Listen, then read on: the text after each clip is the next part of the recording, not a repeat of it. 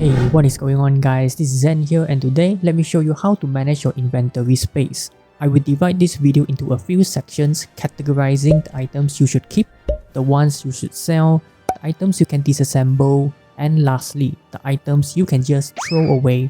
For certain items, you will notice that it can be kept or sold depending on the situation, and I will explain it to you which are those items as you go along this video. With that out of the way, let us start with the items you should keep.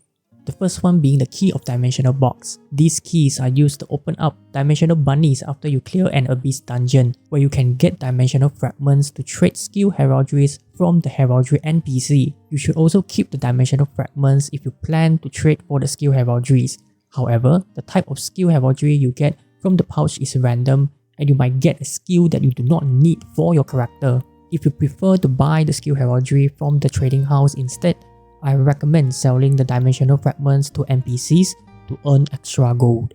You should keep at least one weapon or armor in your inventory for completing the daily enhancement quest. I recommend keeping an epic main or secondary weapon and enhance it once every day without using jellies. If you can successfully enhance it to +8 or +9, seal up the item and place it in the trading house if the price is still good when you are watching this video. Staying on the theme of equipment, epic and unique codes should be kept for your own use if you are still upgrading your character equipment. If you no longer have any use for these items and you have the extra seal stamps, you can go ahead and sell these items in the trading house. For epic and unique Pagodas crystal, if you still need them for crafting suffixes, keep them for your own use. Even though you are not planning to use the Pagodas crystal, I recommend keeping a few stacks for future 50 cap, where it is likely that we can upgrade the current Pagodas crystal to the next tier. Moving on to the jewels, keep all your rough and ordinary diamonds, agates, and altiums for the purpose of crafting valuable skill and special heraldries that you might get in nest or dungeons.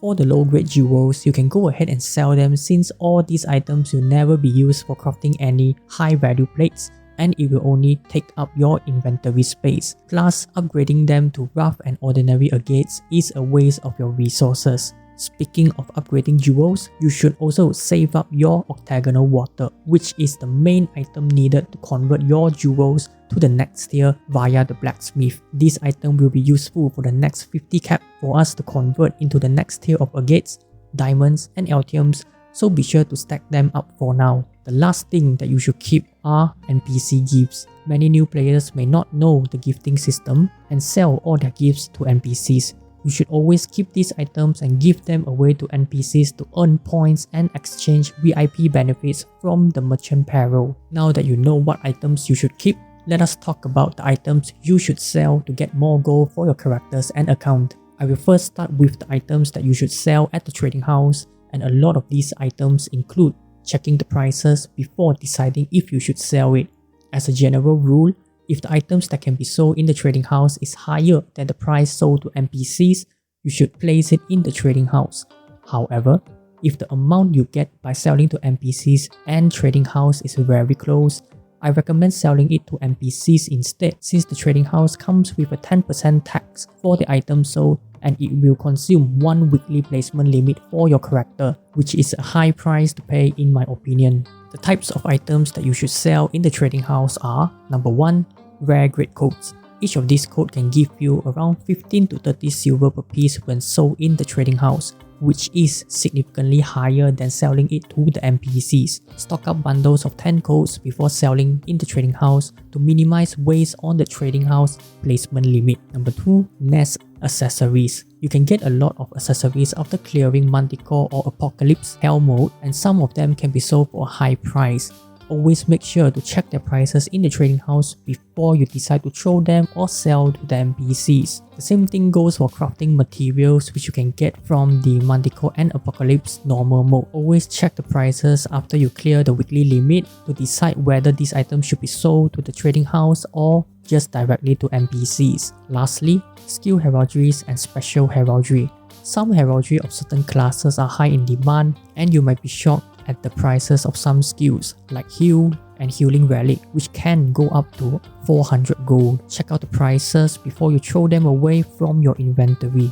The jewelry pouch that you can get from completing bot quests can be sold to NPCs. This item is not used for any other reason other than giving you extra gold. Lastly, you can also sell rare Pokutas crystal to NPCs as they fetch a good price and most of you will not be using rare equipment anyways. Let us now move on to the items you should destroy or consume immediately to clear up your inventory space. Number 1. You should throw away limited time event items after the event shop is closed. For example, the crazy dark event letters I love the end serves no purpose in your inventory and it cannot be sold to NPCs. You should throw away the items to give space to other more valuable items. Similarly, any future limited time event exchange items will follow this same rule. Once the event is over, you can just throw away the exchange item if it cannot be sold to NPCs. Next, when clearing dungeons, you may notice yourself getting silver Pandora heart and embers, but you may find yourself sometimes to only have the key but none of the boxes or the other way around. I recommend buying the items you are lacking from Merchant Kelly in Saint Heaven and open up the boxes to further clear up your backspace.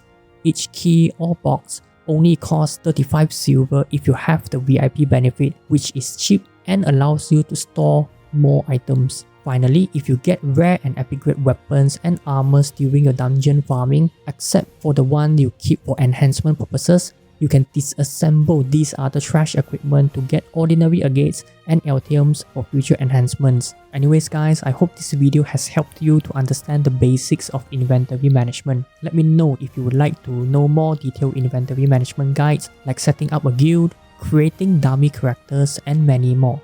I will see you in the next video. This is Zen, signing out.